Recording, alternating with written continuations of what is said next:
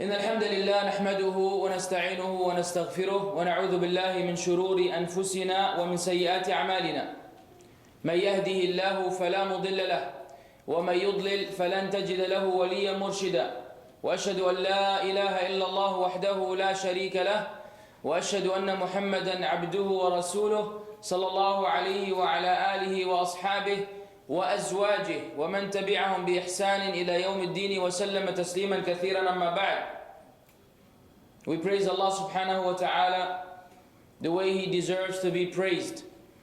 And we ask Allah to exalt the mention and grant peace to the Prophet Muhammad sallallahu alayhi wa sallam, to his companions and wives and all those who follow them on their righteous path until the day of recompense. The Muslim youth in a booth. And you're probably thinking, what is youth in a booth? Well, you will see inshallah. We will corner them in a very tight and narrow location, and they will be the focus of our discussion. And it also symbolizes the fact that the youth are confined and they have particular restrictions, so it's almost like they're squeezed in together in a booth. They can hardly breathe. Everybody's trying to get a piece of them. And it also symbolizes something else which we will discuss in a little bit. The Muslim youth are one of the most important and valuable assets of this Muslim ummah. And it is for this reason the kuffar make it their goal and objective to corrupt our youth and divorce them from Islam, using all possible means and sparing no effort or time in doing so. They do so diligently, consistently, repeatedly, endlessly, relentlessly, and viciously. A lot of vocabulary, but if you take some time to evaluate each one, you will see the truth behind it. However, with all these efforts that they make, there are two things. If we're able to do, it will render all of these efforts worthless, and they will fail. These two things, obviously, are recognizing and then exposing their plot. And many things can be categorized under that. So we're going to call it like it's a title, and then under the title you can put many different things. And the second thing is seeking refuge with Allah from all of these evils. And under that we can also place many things under that column. Waalaikum salam. From returning to Islam and what is lesser than that. I will repeat. The first thing is recognizing and exposing their plots. Secondly, after we recognize them and expose them, we have to return to Allah, seek refuge with Allah from them. Who can think of something in the Qur'an which embodies these two elements I just mentioned? Who can think of a story in the Qur'an which embodies these two elements? Come on. Aywa. Ashabul Kahf. The people of the cave. The companions of the cave. Innahum fityatun. They were youths. They were shabab. Amanu bi rabbihim. They believed in their Lord. We will deal with the ayat. So in fact, what happened to Ashab al-Kahf? They had exactly that issue. There was a plot against them to, get them killed because they wanted to remain upon the deen of Allah. And then they sought refuge with Allah, and something miraculous happened that doesn't happen every day. Allow me to quote the ayat because they're relevant to the lecture. Allah says, أعوذ بالله من الشيطان الرجيم, Allah says, أم حسبت أن أصحاب الكهف والرقيم كانوا من آياتنا عجبا. Or have you thought that the companions of the cave and the inscription were, among our signs, a wonder? Was it something that is outstanding? It was. And Ibn Kathir said there are many other things which may be more amazing in Allah's creation, but this was relevant to the Prophet ﷺ and the persecution that he and his companions were going through. So this became something amazing.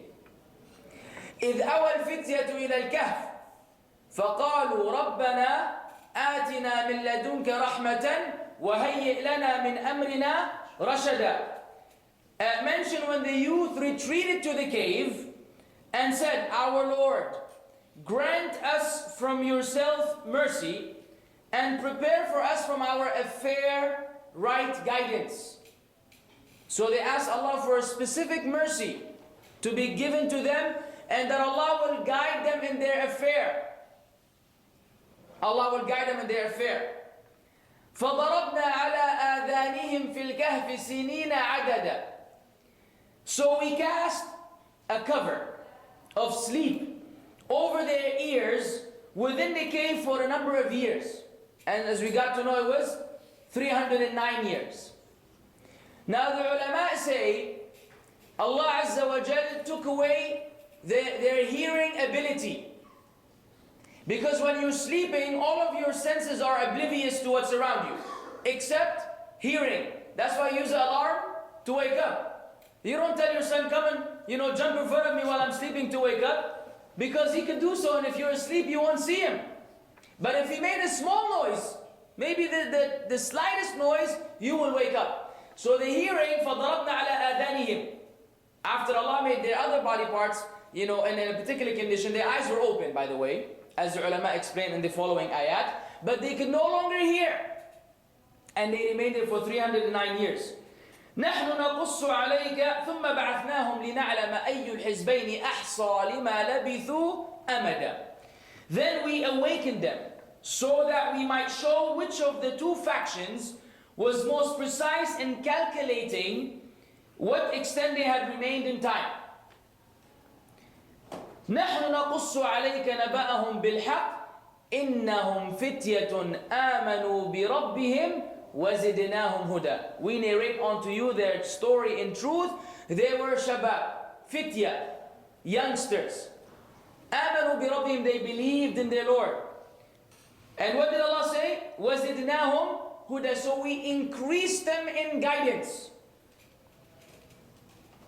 Fitya. Ibn Kathir rahimahullah said in commenting on this ayah, that the youths are more likely to adhere to the truth. They're more receptive to the truth, as opposed to the elderly, who have spent many years in misguidance and following a false religion.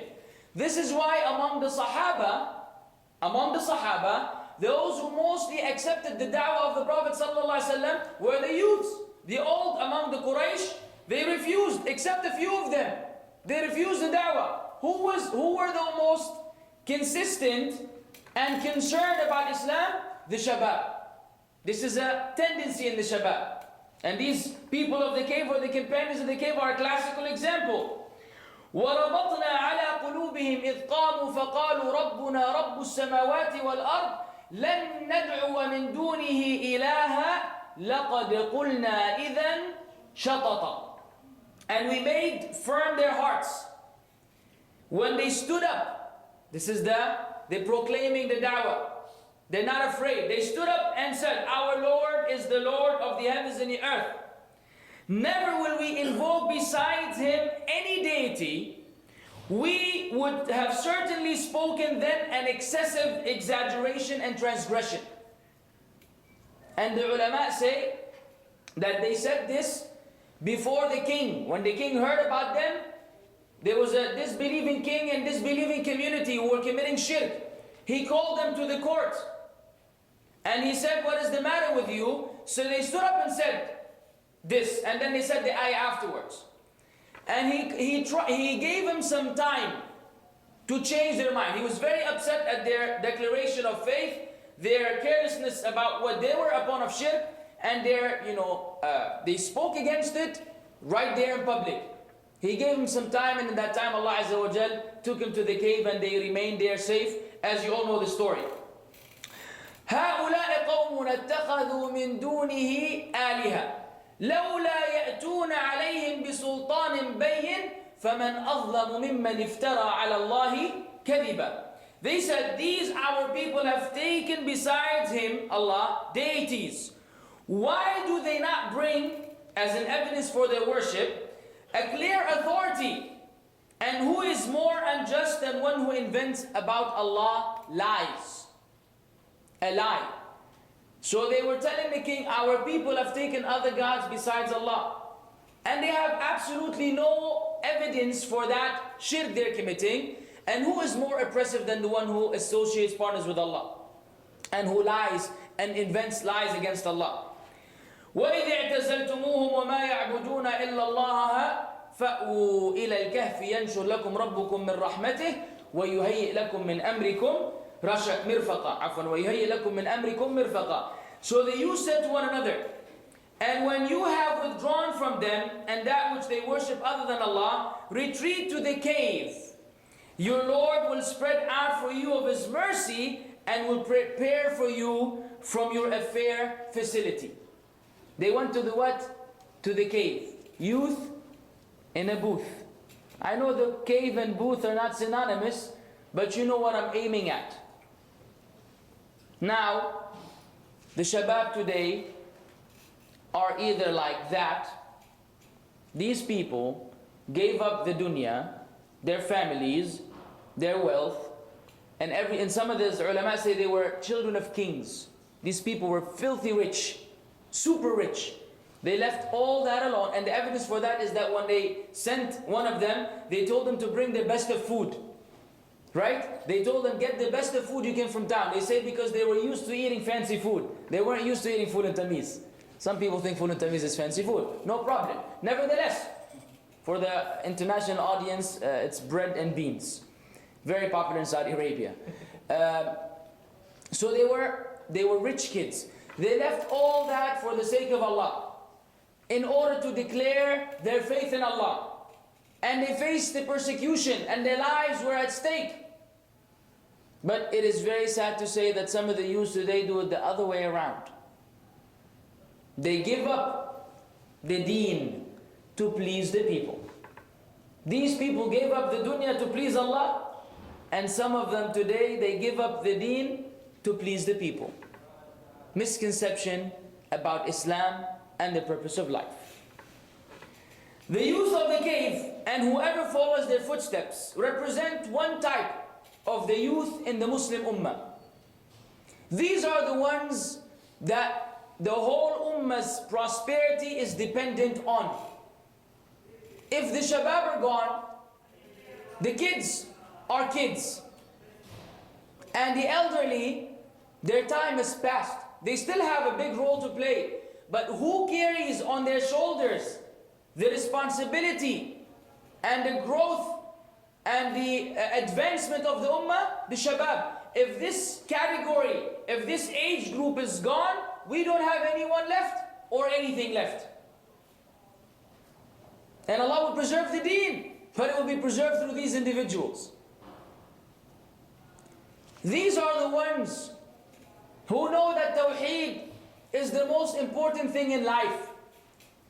These Shabab don't commit no shirk, and they don't go to grave sites to worship the dead, and they don't call on anyone besides Allah Azza wa Jal. They follow the way of the Prophet sallallahu alaihi wasallam and their love of Tawheed, and they follow him in his way of life.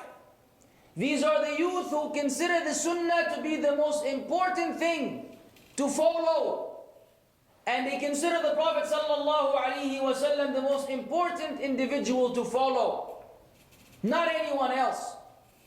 Not the rappers, and not the singers, and not the actors, and not the cricket players, or the soccer, or the basketball, and the list goes on. They don't try to imitate any of these losers, because they have a winner to follow, the Prophet sallallahu alaihi wasallam. These are the youth who you find them in the masajid at the time of salah, in the first row, early, when they're supposed to be early. If the elderly are making it to the masjid at adhan time, some of them on a wheelchair, some of them using canes, some of them using anything to get to the masjid. Some have people carry them to the masjid so they can be early. And they have physical illnesses. And some of them have disabilities. And the shabab, mashallah, muscles and strength, but they're not in the masjid. Absolutely nothing to prevent them from being in the masjid. They're supposed to be there before the elderly. They're supposed to be helping the elderly make it to the masjid. But you look around, you go to the masajid and look at the people in the first row and see how many shabab you will find. These shabab, these youth, understand the importance of da'wah. They enjoy what is good, forbid what is evil, because they strive to fulfill the ayah. كنتم خير أمة أخرجت للناس تأمرون بالمعروف وتنهون عن المنكر وتؤمنون بالله. You are the best nation ever produced to people. You enjoy what is good, you forbid what is evil, and you believe in Allah. When they say evil outside, they don't remain silent. And they're not afraid of anyone but Allah. They see haram, they speak about it. People don't like it, you can never please the people. Pleasing the people is not an objective in and of itself. It's specifically if it will conflict with pleasing Allah. They enjoy what is good, forbid what is evil. They give da'wah. They're concerned about Islam and the Muslims and the spread of Muslims. This is something that is on their mind all the time. How can we bring the Muslims back to the deen? How can we increase the number of Muslims? How can we convey the deen to the non-Muslims? The Prophet ﷺ said, بَلِّغُوا عَنِّي وَلَوْ آيَةً. Convey of me even if it's one ayah which you know. They take this hadith they give it its value, and they try to live up to it, and they try to convey even if it's one ayah. These brothers and youth understand the meaning of brotherhood. They're not divided by sectarianism. They're not divided by groups and names and websites. Specific websites for specific kind of damage. And everybody plays his own game. They don't fall for that trap. They realize that this ummah will not succeed until brotherhood is established upon the truth. Without it, we can't do it. There must be that one group upon the way of the Prophet ﷺ. So they understand the meaning of brotherhood. They're not racist to one another. The shabab, the youth, are the least to be racist and say you're this nationality, I'm that nationality. They don't care about these things. Usually they get along. And this is part of Islam. Even though many people have failed to realize it and live up to it and implement it, this is part of Islam. إِنَّ أَكْرَمَكُمْ عِنْدَ اللَّهِ أَتْقَاكُمْ. Verily the most honorable in the sight of Allah amongst you is the one with the most piety. Not the one with the nicest passport or fanciest nationality or citizenship. That's not what it is. Not in the deen of Allah at least. These youth understand that Allah has promised that this ummah will prevail and will succeed and will dominate. Even if all the disbelievers hate it, and even if all of them conspired with one another to eliminate Islam, they will never be able to do it. وَإِنَّ جُنْدَنَا لَهُمُ الْغَالِبُونَ. Verily the soldiers of Allah are the ones who are victorious. Now they strive to be those jund of Allah, the soldiers of Allah.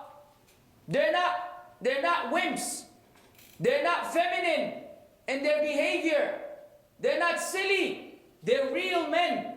Even though they're young, they understand the responsibility on their shoulders, and they strive to learn the deen and propagate the deen and prepare themselves to defend Islam on all fronts. You don't know when it will be time for you know what I'm saying. They're real men. They prepare themselves. Our deen is one which will conquer. How? When we realize it and do something about it. When we raise the generations upon that, that victory will come. Until we start making changes, it will not be through us, nor will it be through our children, nor will it be through those after them. Allah knows how long it will take. But we need to start it now.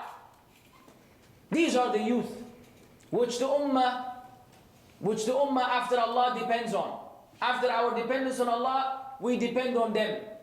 These are the jewelry of this ummah. They are the diamonds of this ummah. They are the asset of this ummah. And I invite every one of the shabab to join their ranks.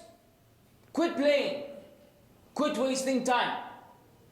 Quit doing a disservice to Islam. Join the ranks of these youth, whom Allah Azza wa Jal will give victory to Islam through them. Be one of them, and don't ever fail them. The second category are their opposite. The second type of Muslim youth, if we can still categorize them as Muslim, and we will, they are the corrupt, the misguided, the followers of desires, those who love the dunya, those who don't care about Islam. The most important thing for him is is to imitate such and such celebrity or personality. The sunnah is foreign to him, and he is foreign to the sunnah. When you see him, you dislike his condition, and you wish guidance for him, but guidance is in the hands of Allah. You give him da'wah, he doesn't listen. He's arrogant, he's prideful, he's conceited.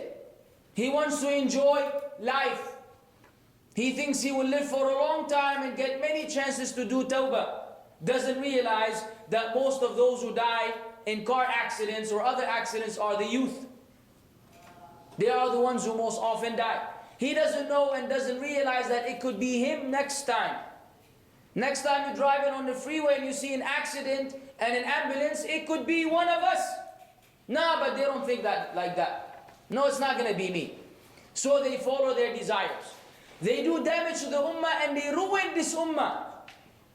They love everything the disbelievers have and present. And everything which Islam offers them, they feel that they are in no need of it and they're self-sufficient. So they bring into Islam all of these foreign teachings and foreign ideologies and foreign lifestyles. They don't realize that not only they have misguided themselves, but they have misguided multitudes of people whom they will be responsible for on the day of recompense. These shabab are the ones that need the most work. And according to the ulama, very often they are a hopeless case unless Allah wills otherwise. Meaning during this phase, they will remain. And very often people remain misguided. Remain misguided. Some, Allah guides. Otherwise, Allah says, فَلَمَّا زَاغُوا أَزَاغَ اللَّهُ قُلُوبَهُمْ. So when they deviated, Allah caused their hearts to deviate. This is an equal recompense from Allah Azza wa Jal. And Allah warned us in Surah Al-Kahf, وَمَنْ أَظْلَمُ مِمَّنْ ذُكِّرَ بِآيَاتِ رَبِّهِ فَأَعْرَضَ عَنْهَا وَنَسِيَ مَا قَدَّمَتْ يَدَاهُ إِنَّا جَعَلْنَا عَلَى قُلُوبِهِمْ أَكِنَّةً أَنْ يَفْقَهُوهُ وَفِي آذَانِهِمْ وَقْرًا وَإِنْ تَدْعُهُمْ إِلَى الْهُدَى فَلَنْ يَهْتَدُوا إِذًا أَبَدًا. Very dangerous. Who is more oppressive than he who is reminded about the signs of his Lord? So he turns away from it and he forgets what his hands have put forth of evil and sins. Allah says in return, we have placed over their hearts veils, barriers, blocks, and يَفْقَهُوا, so that they will understand anything. They don't understand anything. وَفِي آذَانِهِمْ وَقْرًا, and in their ears there's deafness. He hears you, but he doesn't hear you. And then Allah gave us the threat. And the most serious part of the ayah, وَإِن تَدْعُهُمْ إِلَى الْهُدَى فَلَنْ يَهْتَدُوا إِذًا أَبَدًا. And even if you were to call them to guidance, they will never be guided afterwards. It's a very, very risky thing. Sometimes we think, oh, I'm young, oh, it's okay, inshallah, ba'din. No, no, because if you get the huda and you turn away from it, you may never acquire it again. No one has any guarantees that Allah will guide them. And the youth understand. This is why they become responsible. If someone is underage, we don't speak to him. He hasn't reached puberty, that's none of our business. But once you reach puberty, meaning your brain now can function and understand the importance of things. And they will be responsible. The third type of Muslims, which are the most common, are those who are 50-50, or 60-40, or 40-60. They are inconsistent. They have some guidance, and they have a lot of things which are distracting them from the path of Allah subhanahu wa ta'ala. Their main issue is that they have some knowledge of Islam and a lot of secular knowledge. And because of their lack of knowledge of Islam and the vastness of their secular knowledge, they are ever confused and going back and forth between them. One day he's on the deen, the next day he's on something else. And they remain in this particular condition. These ones have a very good chance of returning to Allah. In fact, I give you glad tidings. Alhamdulillah. Wallahi, there are many. By Allah's grace, at least speaking of the emails which I receive. I don't know about anyone else. Almost every other day, an email comes from somewhere in the world. A brother who's 17 or 18 said, brother, I have been misguided for many years. Alhamdulillah, Allah guided me. Now I want to practice the deen. I want reliable websites, reliable ila akhiri, whatever their request is. The bottom line is, this is happening all the time. They were in that danger zone and then they moved on. But when did they move on? They moved on when they recognized their problem and they sought refuge with Allah. If you depend on yourself, and if I depend on myself, we will never make it because we're not qualified to make it. It's Allah who guides. And Allah guides those who want guidance. Once we want it, once we're striving, وَالَّذِينَ جَاهَدُوا فِينَا لَنَهْدِيَنَّهُمْ سُبُلَنَا. Those who strive in our cause, we will inevitably guide them to the paths. This is a promise from Allah. The effort we make, Allah will not let it go to waste. But that effort must happen. It must take place. We must realize that we have our errors, each and every one of us. Because if we get conceited that we're rightly guided, this is the first level of misguidance. When you think you're not a hypocrite, usually the scholars say you are a hypocrite. And when you're always afraid that you may be a hypocrite, it's an indication that inshallah you're not a hypocrite. Once you feel safe, something is wrong. Once you feel safe, something is wrong. Allah made it in such a way that you don't feel safety until you're in Jannah. Until then, you're cautious, you're worried, you're concerned. Maybe this will mislead me. Maybe this will affect my iman. Maybe this will take me away from Allah. You're always worried. If you're not worried, there's something wrong. If you think you made it, then you haven't. Then the biggest evidence, just read the biographies of the Sahaba. If someone has been given glad tidings of Jannah, and he's standing at night crying, you wonder why. If he's been given glad tidings of Jannah from the Messenger of Allah sallallahu alaihi wasallam, meaning 100% he's going to Jannah, he has nothing to cry about. But they were believers. They were not hypocrites.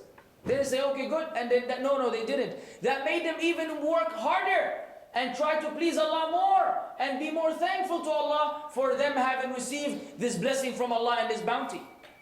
And we need to follow their footsteps. And we need to behave in the same fashion. What are the most common problems that face the youth? The first problem is idleness. Nothing to do. And when you have nothing to do, nothing important or beneficial to do, you will busy yourself with many unimportant things.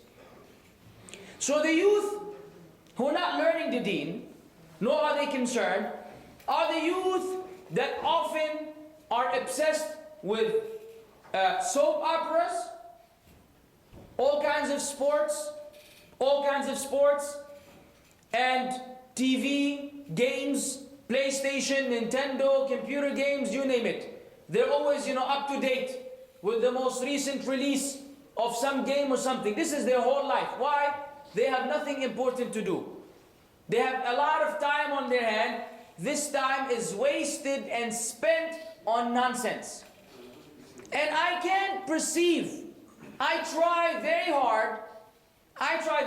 To internalize it, but I keep failing. I don't know, maybe help me out. Just a jersey. A jersey of one of these players. A kafir. How can a Muslim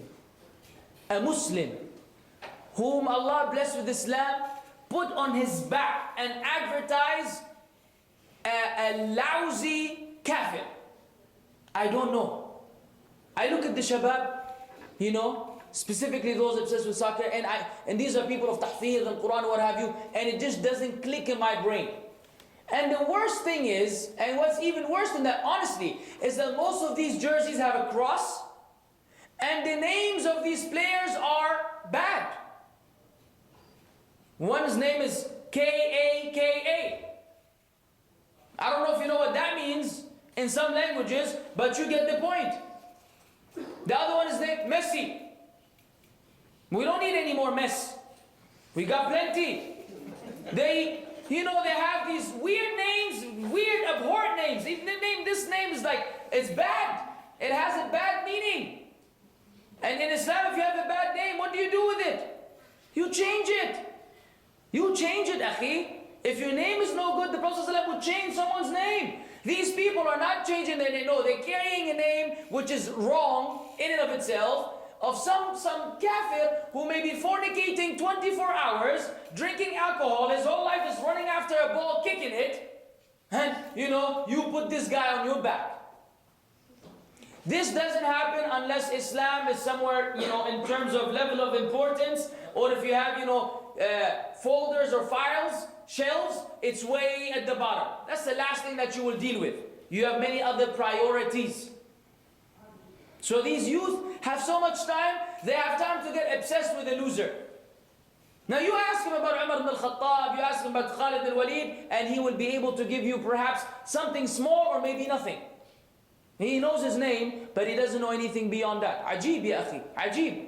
Why habibi? Why are you following fulan and leaving those who you're supposed to follow? What kind of loss is this for the son of Adam? To be given the best examples to be followed, he turns away from all of them and he follows those whom he's supposed to go against. Those whom he asks Allah in the Fatiha every day, minimum 17 times, usually 40 times, guide us to the straight path, the path of those who you have bestowed your favors upon, other than those who have attained your wrath and they misguided. Ameen. Contradiction, hypocrisy. Unintentional, but it happens. Idleness creates problems. Video games, television, leave that alone. Time is precious. Time is money. Do something that benefits you or benefit the Muslims. Quit these games. Second problem, alienation. That gap between the youth and the elderly. This is a natural social problem. Perhaps in all times. There's always this discrepancy, there's always this barrier, this gap between the elderly and the youth. But this creates a big problem because they cannot relate to each other. Yani when the elderly wants to address the youth and guide them, they think in a way other than the youth, so they never are able to communicate with one another. And vice versa. The youth think, oh, these guys don't know anything. It's the world has changed, Facebook, iPhones, Blackberries, What do you know? You're still using the flashlight Nokia. You're on the old stuff. I'm on the new stuff. So, but that's not how our deen works. Our deen works that you respect the elderly and you learn from them. You learn from them. People with experience are way better than people with no experience. Age is a factor in you becoming a person who has experienced life. You've been through many situations and you've learned your lesson. The youth probably haven't done so yet. So this alienation between them. What is the solution?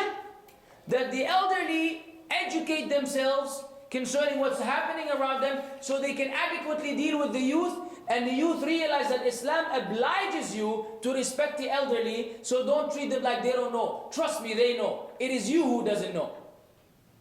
The third problem, evil companionship. The Prophet ﷺ said, "Al-mar'u ala dini khalilih, falyanzur ahadukum man yukhalil." The man is upon the religion of his friend, his companion. So let each one of you look, who is he befriending? You hang out with the wrong crowd, and you will go with the crowd. This is known. This is known. No one can deny it. People who are upright, they hung out with some bad people. It wasn't long before they became worse than them. They became worse than those whom they started hanging out with. Quickly and rapidly they were led astray. Be careful who you hang out with. And if you don't have anyone good to hang out with, hang out by yourself. Honestly. Because I get this all the time. I'm going to school, I'm the only practicing one, everyone around me wants to listen to music, they want to smoke, they want to do this. Say, Akhi, if you're unable to give them dawah, leave them alone. Because if you continue to hang out with them, then you will be harmed one way or another. Eventually they will try to, suck you in. And then they will destroy you without you even feeling. And we learn. And the shabab of the youth, the companions of the cave, what did they do? They ran to the cave. They escaped from the people and they sought refuge in the cave with Allah from the evil and the fitna outside. And at times of fitna, if you have no good companionship, then don't have any friends. You say, but brother, say, listen, this is better for you. Your good deeds are your best friend. Your Qur'an is your best friend. The knowledge which you seek is your best friend. Feeling that Allah is blessing you and guiding you and that you're a practicing Muslim is your best friend. And that's sufficient for someone who understands. And know that this dunya was not meant to be a place of entertainment. If you want friendship, then who will be your friends if you remain? وَمَنْ يُطِعِ اللَّهَ وَالرَّسُولِ فَأُولَٰئِكَ مَعَ الَّذِينَ أَنْعَمَ اللَّهُ عَلَيْهِمْ مِنَ النَّبِيِّينَ وَالصِّدِّيقِينَ وَالشُّهَدَاءِ وَالصَّالِحِينَ وَحَسُنَ أُولَٰئِكَ رَفِيقًا. Whoever obeys Allah and the Messenger, he will be in the company of those whom Allah has bestowed His favors upon, from among who? The losers? No. The prophets, the truthful ones, the martyrs and the scholars and the righteous people. Then Allah told us about them, وَحَسُنَ أُولَٰئِكَ رَفِيقًا. What an excellent companionship is the companionship of those. The demonstrative pronoun, those who are far, they are far above people. حَسُنَ أُولَٰئِكَ رَفِيقًا. Not هؤلاء. Not these who are near you, those, because of their status. If you can't find good company, then wait for their company. And it could be very soon. It's better than keeping company with the evil and then missing out on that company. If we only can evaluate. The fourth problem, secular knowledge, creating doubt in the deen. You know what? The major problem we have is we have been lied against. We have been lied to. We have been fooled. We have been tricked. You know what that trick is? What that lie? It is education. From the time you're young, everyone is speaking about education. You must learn. You must go to the best school. You must graduate from school. You must join university. You must, so you can become a doctor, engineer, blah, blah, blah. Fine. We're not saying this is wrong. But it is wrong to think that this is the purpose of life. In the average young man's mind, his life is, I graduate, good job, good salary, nice car, nice house. That's it. Islam, fine, Islam may be squeezed in somehow. The Muslim Ummah is not part of the plan. And that is the problem. That striving for the Ummah's sake is not part of the plan, and some parents, they threaten their children against that. No, don't worry about the of people now, you learn, you graduate, بعدين. They deliberately prevent them. Some of them want to learn Islamic knowledge, they force them to learn secular knowledge. And it is no secret to you that in the process of acquiring this secular knowledge, you go through so many fitan, you'll be very fortunate that you make it, alive and a Muslim. In the mixing between men and women, and the education, mixing with the genders, then the shirk which you learn. You're learning shirk and kufr, specifically those who have taken philosophy, or they take religion, and they start casting doubt. These professors, they tell them this about Islam and that about Islam. The person doesn't have knowledge, then they leave the deen. This happens very often. And so because he wanted to gain secular knowledge, he forsook the deen of Allah Azza wa Jal. This is a misconception, ya akhwan. You don't have to be that successful. If it comes to you, alhamdulillah. رَبَّنَا آتِنَا فِي الدُّنْيَا حَسَنَةً وَفِي الْآخِرَةِ حَسَنَةً. But what is the most important thing? وَقِنَا عَذَابَ النَّارِ. If you're going to get this hasan of the dunya, it will put you in the fire, it makes this worthless. So we must also prioritize. We don't have to have 1 million doctors in this ummah. We have plenty. They can't find jobs. What we need is what? What do we need? We need scholars. We need those who struggle in Allah's cause. We need many different things. The fifth problem is the conception among some of the youth that Islam is a prison. And that Islam prevents them from having fun. And they fail to realize that the fun which they are seeking is not fun, it's destruction. The halal fun, Allah Azza wa Jal allowed us to do it and commanded us to do it, back when the Qur'an was revealed.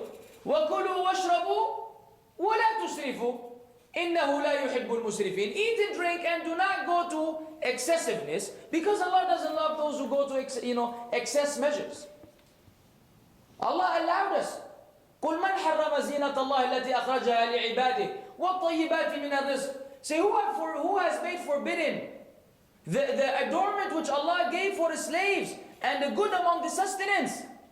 Say it is for those who believe in the life of the dunya and specifically for them in the life to come.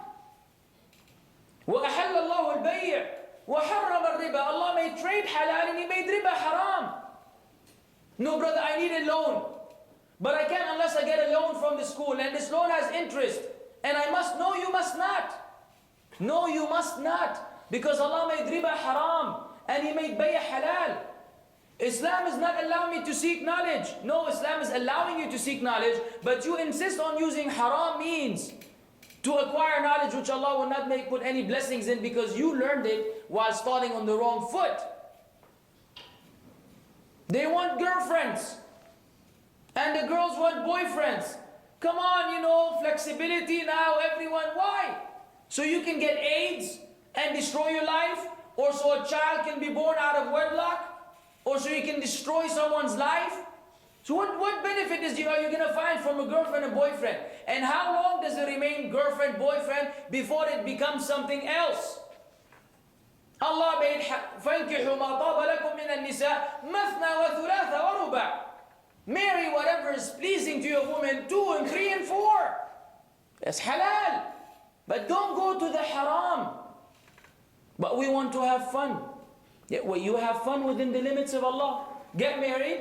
No one told you. If you wind up having fun, it depends on who you marry. Get married, have fun. But until then, this other fun, wallahi, is no fun. Don't misunderstand me. Most married couples are having a great time. Alhamdulillah. No, seriously. Inshallah ta'ala. So girlfriend, boyfriend thing. Cut that stuff out. Cut that stuff out and remain within the boundaries. Islam doesn't allow you, because Islam is looking after you and that sister in Islam. Protecting your honor and her honor. We're not animals, and we should not behave as such. Drugs may not be that common here. It's done behind closed doors, but it is publicly practiced elsewhere in the world among the Muslims. Muslims smoking marijuana, weed, smoking all kinds of stuff, using all kinds of drugs. And, do I need to speak about drugs? This is a one-way road to destruction. Because once you get hooked, you get hooked. And very few are those who can release themselves from that hook of drugs. It's an ongoing thing that will destroy your financial life, your health, and you will wind up in the worst condition a human being can be in. Smoking, cigarettes. How much money has been wasted on it? How much effort? How much effort does one spend sometimes for a pack of cigarettes? If you were telling him to spend the same effort for the sake of Allah, he will not be willing to do it. You tell him, give us 5 riyals so we can use it for da'wah, he will say no. But he will go give the bagala 5 riyals to buy a pack of Marlboro so he can kill himself. And he can smoke it, stink up the place, stink up himself, and harm all the Muslims around him. This is a disaster. All this money the Muslims spend on cigarettes, make sure and rest assured it goes to our enemies and they kill us with it. They take it from us and they kill us with it. And they make this, the addiction. So, cigarettes and smoking become something which the youth are obsessed about, thinking that you look cool. You don't look cool when you smoke, Habibi. You look cool when you have a siwak. Because that is the sunnah of the Prophet ﷺ. The two people can have something, hanging out of their mouth. And between them is like between the heavens and the earth. This one, because the siwak is matharatun lil fam, mardatun lil rabb. It is purifying for the mouth, pleasing to the Lord and Master. And the other one is doing haram. Same, both have something hanging from their mouth. One is going to Jahannam with it, and one is going to Jannah with it. And both of them may be the same size. But because the hearts are different, then the actions are different. A sound heart cannot be in agreement with that habit. They're not compatible. I hope we realize that. Music. And in short, listen to the lecture, the classical hit, it's bad. Because I'm not going to repeat it. But music has misguided the Muslims, and particularly what is called today Islamic nasheed. Because they couldn't tell them music, they can't tell them 50 halalas anymore. They have to change it around, so they bring you Sami Yusuf or his likes. And there's not much difference between them. Both of them use musical instruments, both of them sing on stage, both of them have a chorus in the background, and both of them put out albums, and both of them are making a lot of money singing. But one, we call it Islamic nasheed, so you can listen to it day and night, and as soon as it says Allahu Akbar, the first thing that comes to mind is that nasheed. Is that nasheed, not the Fatiha, not the life to come, not death, no, nasheed. And no matter how much you try to kick it, you can't. Because it's from the shayateen, and the shayateen will present it to you right at the time when you want to run away from it. If you had run away from it in the beginning, it wouldn't come to you at the time of salah. Had you been spending your time listening to the Qur'an and studying the Qur'an, then when you're sitting by yourself, you'll be thinking of the Qur'an. You'll be thinking of these ayat you were trying to memorize. You won't be thinking about something else. Music. Pornography. Because of the nature of our crowd, I cannot elaborate. But that leads to other things. And these other things are not lawful in the deen of Allah. And sure enough, pornography is not lawful in any way, shape or form. But many youth are engaged in them. Leave them alone. Leave them alone. And remember that Allah Azza wa Jal sees. And this is what we need to remember. Speaking to myself first. When we're looking at something, Allah is looking at us simultaneously. We're looking and Allah is looking. And when these two come together and we shut it off, we try to forget that Allah is looking, then we are closing the door of guidance and hidayah from Allah and mercy from Allah. We're saying we don't need it. Now we would fall into sin because of our weaknesses and shortcomings, but that should not be our usual habit. And this is something which we should get rid of altogether. The sixth problem among the youth is ignorance, which leads to sectarianism. They don't know much. They start learning a little bit of the deen. And then they join the jama'ah. And once they join the jama'ah, the rest of the Muslims become their enemies. Once they join the jama'ah, the rest of the Muslims become their enemies. Not the kuffar, no. If you are part of jama'ah tabligh, then how can you love Ahl al-Hadith? They can't. Because these two are enemies to one another. And we can name many different groups with that same approach and mentality. So his whole life is not learning the deen of Allah. No, let me look at the faults of A, B, C. Fulan, and let me write a big old email warning people against him. Who is this person? Someone on the same da'wah as he is. Calling to the Qur'an and the Sunnah, not to Sufism, not to deviance, not to shirk, not to grave worship, none of that stuff. But he doesn't join my group. And he doesn't carry the membership card. And he doesn't call himself by that name. He is my enemy. May Allah destroy him. This is the mentality. And you speak to this person about what he knows, tell him recite the Fatiha. He doesn't know how to recite the Fatiha. He doesn't know the ahkam of tajweed. He doesn't know the basic grammar, let alone the Arabic language. They think if they've learned, a couple of things, khalas, they've made it to the shore of safety. No, it doesn't happen this way.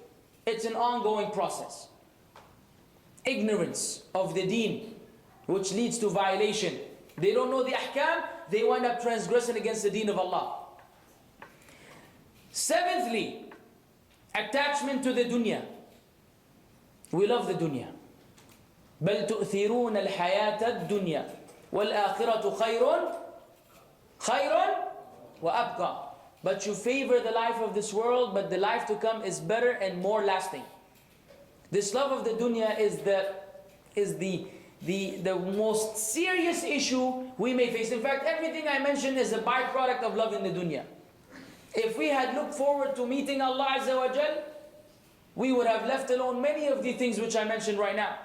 If we were only looking forward to the life to come, which in comparison to this dunya is you cannot even compare them. It's just like the Prophet ﷺ said.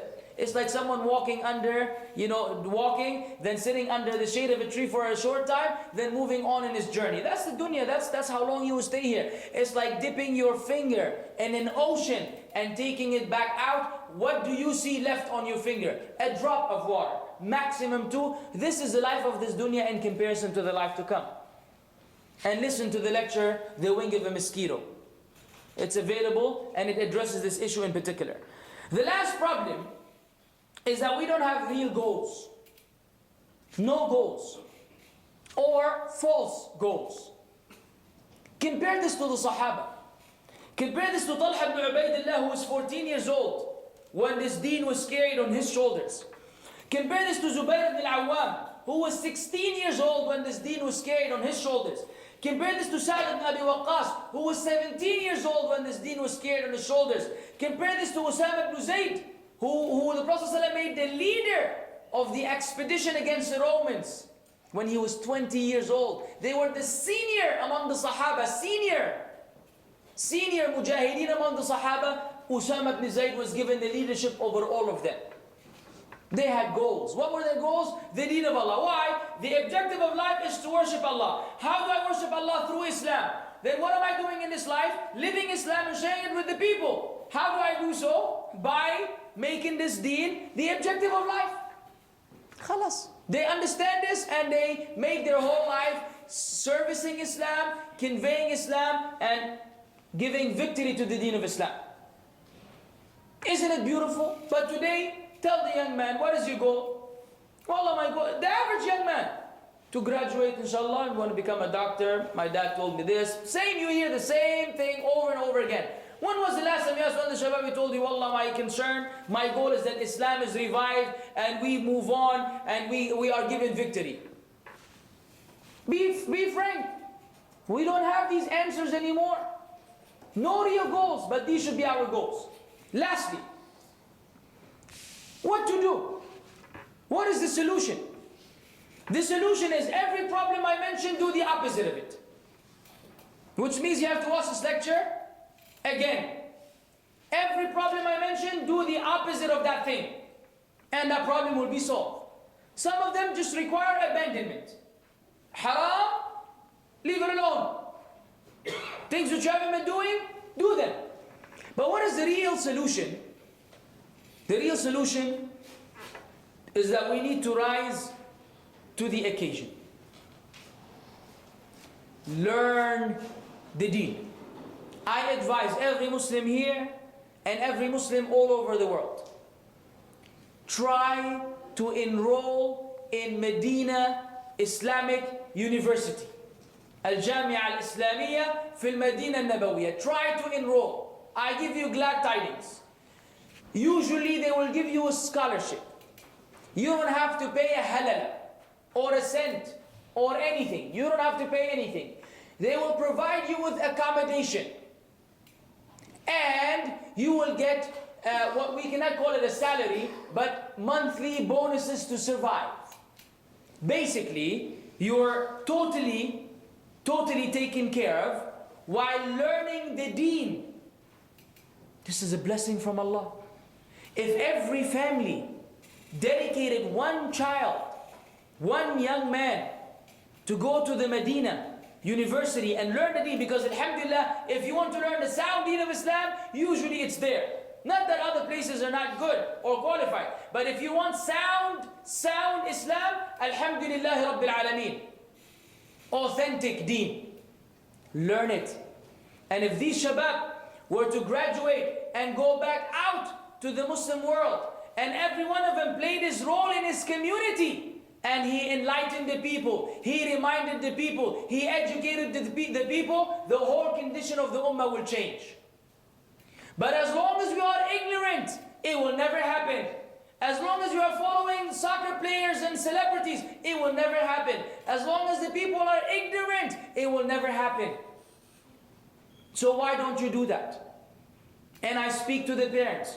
Why don't you help your children? Why don't you do something for Islam that you can stand before Allah on Yawm al-Qiyamah and say, oh Allah, I may have not done the most salah or the most siyam, but I put this child of mine for your sake. And I sacrifice for your sake. Perhaps Allah will admit you to Jannah and protect you from the fire because of your son, not because of you. What do you have to lose? We have everything to gain, nothing to lose. If you're unable to make it, then there are alternatives. Distance learning, other colleges and Islamic universities elsewhere. Look for the sound ones where the sound aqidah is taught, and do something for this deen. Imam Malik said, وَلَا يُصْلِحْ آخِرَ هَذِهِ الْأُمَّةِ إِلَّا مَا صَلَحَ بِهِ أَوَّلُهَا. Nothing will rectify the last part of this ummah except that which rectified the early part. How were they rectified? They had knowledge of the deen. They were people of knowledge who were practicing Islam. And we need to become people of knowledge who practice Islam. Leave alone this division. All of us need to come together, educate one another, be patient with each other. People don't change in 5 minutes. Nuh gave da'wah for 950 years before he made da'wah against his people. We don't wait not even 9 minutes before we say, oh, this person khalas. There's no hope in him. This division is not doing us any good. And we cannot have multiple ways of living Islam. You cannot do it your way, I do it my way, he does it his way. There's only one way. The way of the Prophet ﷺ and the Sahaba and the generations which follow. The way of the Salaf is the only way, no doubt about that. Success will not come unless we follow that way. But that way was not a way of division. It was a way of unity upon the truth. If you scare the people away, they will run away. If you start with the attacks, before you give them the chance, before you educate them, they will never want to listen to you again. You have not done the Muslims any favor. Give them da'wah. Those who are deviant have been advised and continue in their ways, khalas. There are people who can convey this from the scholars that fulan, you know, we've tried with them. But the people of Sunnah, slow down. Slow down on them. This is the solution. Knowledge, unity, application, generation which will follow, who will take the matter seriously and the deen seriously, and bi'idhnillah,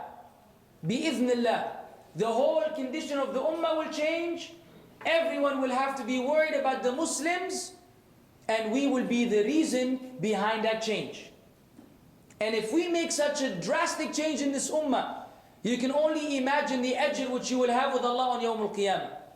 If we begin this blessed da'wah, and this blessed move, and then Allah makes it prosper, every benefit every Muslim acquires until Yawm al-Qiyamah will be in our book of deeds. So take this reminder seriously, brothers and sisters in Islam, and act upon it. And needless to say, the youth, I mean both male and female. Male and female. And I address more the male issues because the female issues, usually a female will address them. But many of them are common between both of them. So with that said, I conclude my talk.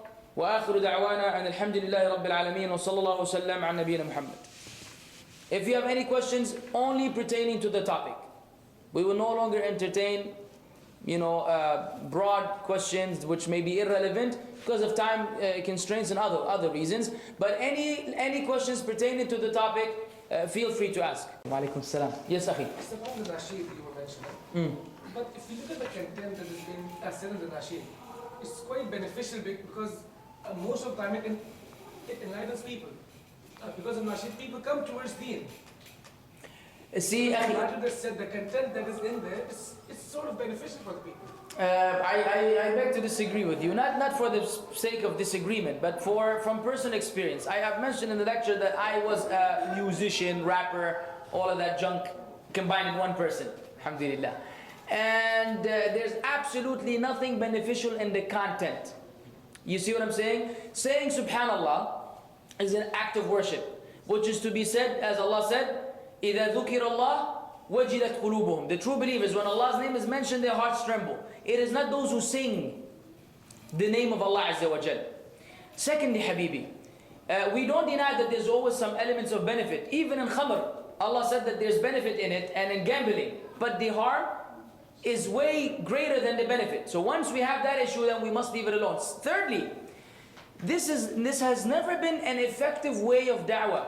Had it been, it would have been part of the way of the Prophet ﷺ. But that was never used. Even poetry, was done in a very restricted manner. It was basically, they used it as means of war against the kuffar. And it wasn't sung. There wasn't, a special, munshid. So this whole concept of nasheed is modern. It's from the Sufis, it corrupted. And if you watch the lecture, of course, I've gave more other things which probably will clarify it more. Jazakallah khair, that's a good point. The usual essay, no doubt. Assalamu alaikum wa alaikum assalam, jazakallah khair wa iyyakum. I know a lot of young sisters who don't want to go abroad for studies because they don't have any mahram, tayyib. They don't have a mahram and they want to study Islam, but all our parents are very conscious of our education. So because of their pressure and society pressure, sisters end up going abroad and face a lot of challenges, fitna. Please advise. Well, the advice was in the lecture. The advice is to the parents, first and foremost, why are you doing this? How can someone send his daughter abroad without a mahram? This is wild. How many violations are you getting involved in? Traveling without a mahram? Excuse me, akhi. Traveling without a mahram, jazakallah khair. Living alone? Ma'lish, but women are weak. Not that men are strong, men are weak also, but women are weaker. And the biggest evidence is when the news of someone dying come to a male and female, they almost never react the same. This is a natural quality in women. So this is very abhorrent. And these parents should fear Allah. Allah says, Ya ayyuhalladhina amanu qu anfusakum wa ahlikum nara. Oh, you have believed, if you truly believe, protect yourselves and your family members of the fire. For her to go learn in the UK or in the USA, you let them go through all this fitan so they can what?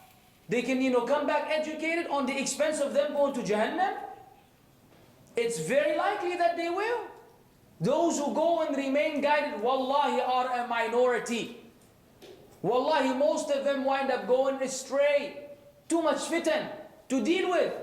They're not qualified to deal with them. That's why the ulama say, even if you're a sheikh, even if you're a da'i, and you fear for yourself, it's haram for you to travel abroad for tourism, let alone for education. So the parents and the children, don't obey them. Don't obey them. You're not allowed to obey them in that which Allah Azza wa Jalla has made haram.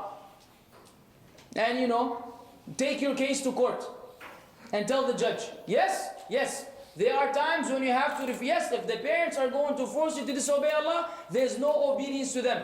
Take it to court and the court will protect you. And your parents need to be advised. It'll be my pleasure to do it. There are many such differences of similar kinds between parents and children. My brother wants to study in Medina University, but he is the only son and my parents want him to study. What should he do? Now, this is an issue here. The issue of going to the Medina University must be approved by the parents. You cannot just leave your parents and go out and do that. If they want to send you to a foreign country, then you don't have to listen. But if they tell you to go acquire knowledge, locally for example, or because if they need you for whatever reason, then especially the man has a whole different situation. And so this, they have to be patient and speak to their parents kindly to understand their situation and help them out. And perhaps he can do both. He can learn, secular knowledge and enroll in Medina University simultaneously. Or he can tell them, I will do the first, then afterwards I want to do the second. Work something out. But the condition of the boy is unlike that of the girl, and studying abroad is not like studying locally.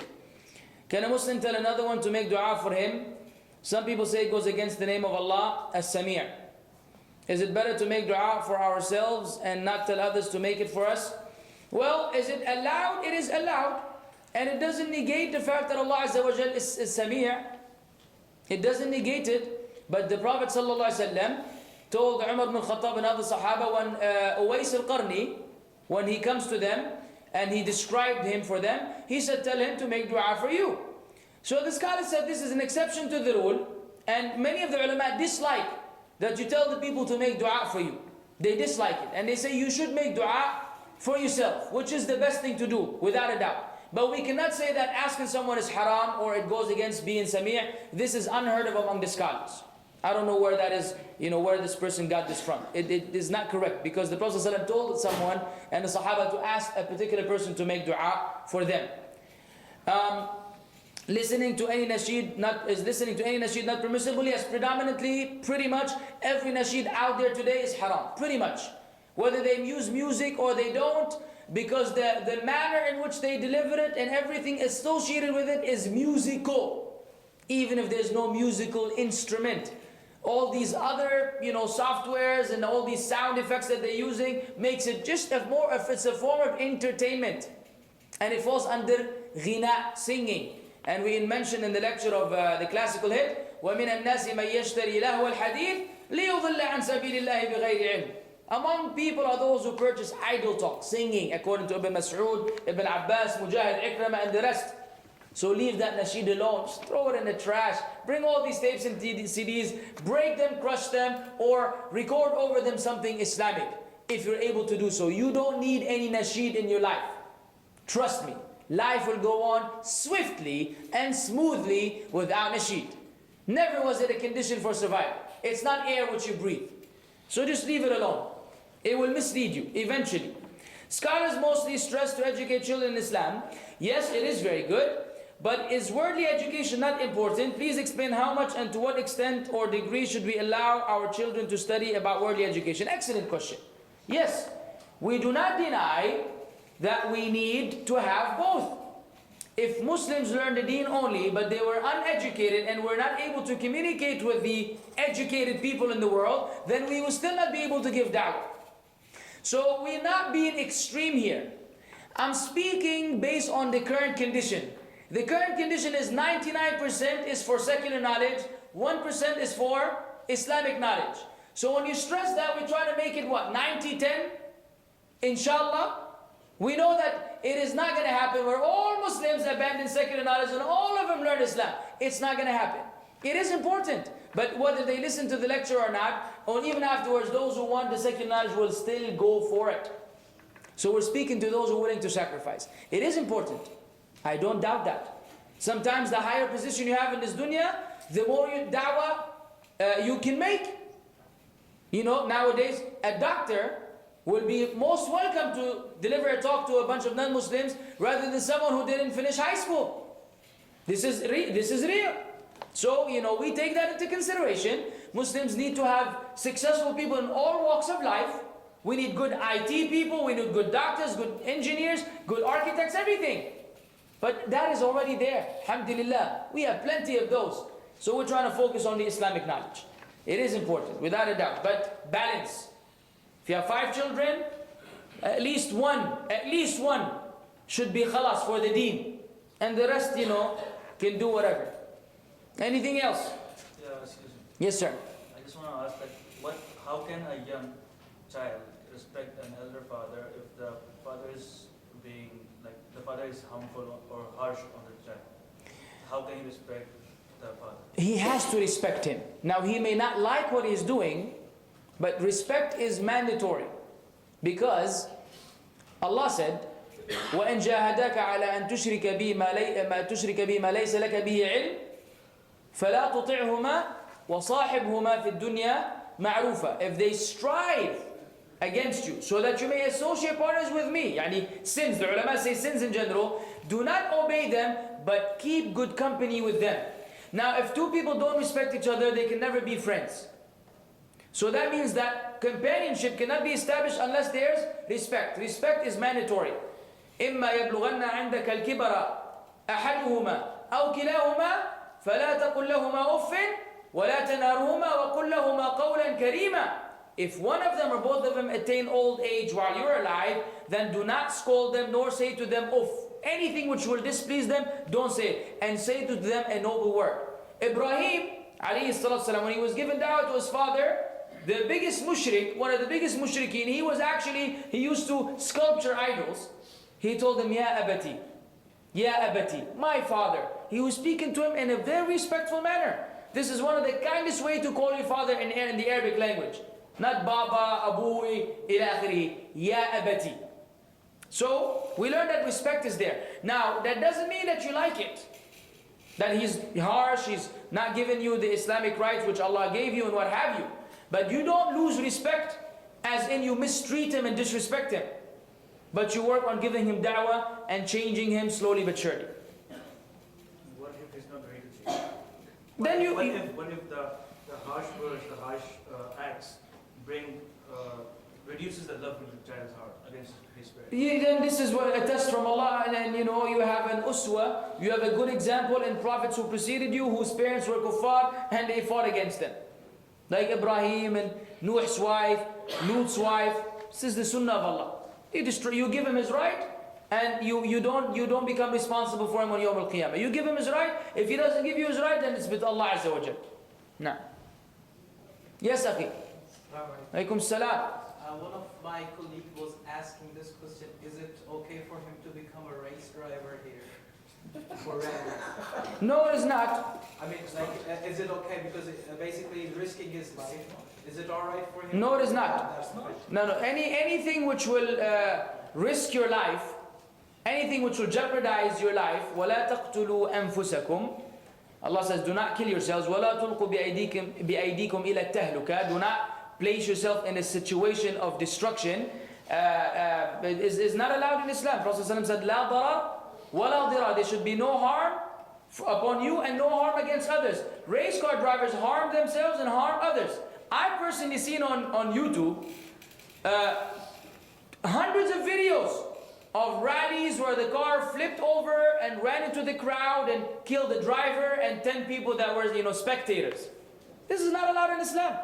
This kind of stuff, these stunt pullers, those who fly airplanes in this fashion or anything of this sort is not allowed in Islam. It's a form of suicide. So he cannot become a race car driver. You drive carefully, you may have to speed sometimes on the freeway, but to make it as a profession, where every day you're going 200 miles per hour, or whatever kilometers around the ring, this is wild. The chances of crashing are very high. Haram. Alhamdulillah. Anything else? Most of the youngsters, during their teens, they fall into the girlfriend and boyfriend thing. what if like after a few years, the guy, okay, he gets like Allah gives him hidayah, okay, and he comes back on the right track. But during these days of Jahiliyyah, he was like involved into, you can understand, okay? Okay. So what after that? Like I heard from some sheikh that when some person, when a couple they are involved in some acts, okay, so he needs to get punished for it. This is incorrect. I don't know where you heard that from, Akhi, but this is incorrect. Once you've done something and Allah has concealed it, then it remains concealed. And you don't go and publicize it and put yourself in this predicament. Not at all. And we have many evidence. Even those who used to come to the Prophet ﷺ and say, I committed zina, he would say, are you sure it wasn't that? He would try to have him go away.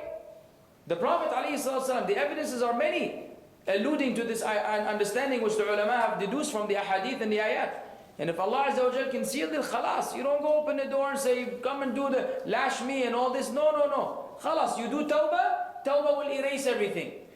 Tawbah will erase everything. And you don't expose that person or yourself. This is against the deen of Allah. Because the hadith mentions that Allah Azza wa Jal will bring the believing slave close to him on Yawm al-Qiyamah, and he will say to him, you've done such and such, you've done such and such, all the sins. And Allah will enumerate them.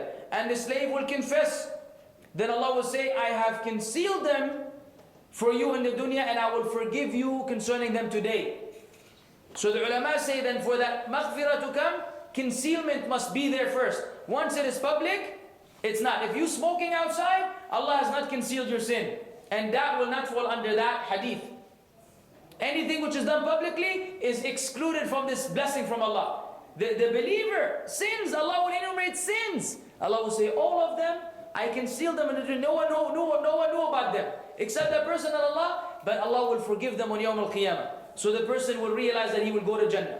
Once they're done publicly, the hadith doesn't apply, there's responsibility. That's why al-mujahirun, كل أمتي معافى إلا المجاهرون. All of my ummah will be protected except those who publicly disobey Allah. So we have to be very careful. This is a hadith, right? Of course. Yeah. So like, if the guy was ignorant, he didn't know about this, huh? قدر الله ما شاء فعل. Then tawbah again. Anywho, next lecture inshallah will be the seller of musk. The seller of musk. The date is unknown. I need to verify with the hospital. Anyways, you will receive your usual SMS. سبحانك اللهم وبحمدك أشهد أن لا إله إلا أنت أستغفرك وأتوب إليك. السلام عليكم ورحمة الله وبركاته.